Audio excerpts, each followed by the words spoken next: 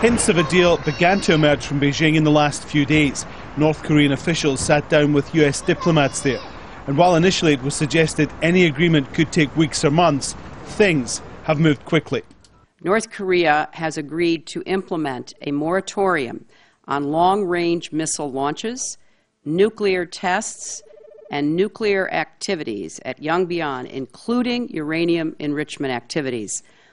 The DPRK has also agreed to the return of IAEA inspectors to verify and monitor the moratorium on uranium enrichment activities. In return, the US has promised to send significant food aid to a country struggling to feed its own people. 240,000 tons as a start. In a statement, the US State Department said the United States still has profound concerns regarding North Korean behaviour across a wide range of areas. But today's announcement reflects important, if limited, progress in addressing some of these.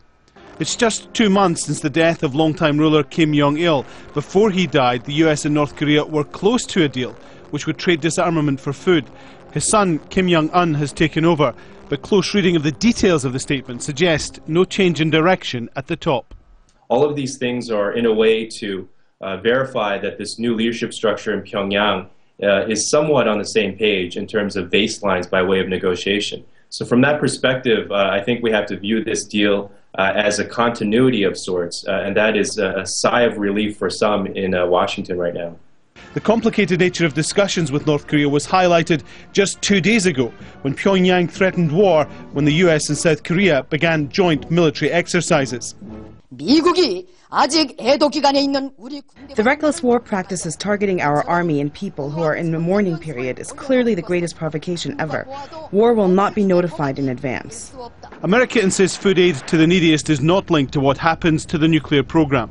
North Korea's decision to suspend nuclear activities and allow the inspectors in opens up the prospects of more detailed disarmament talks. But for the moment, no one is seeing this as anything more than a start. Alan Fisher, Al Jazeera.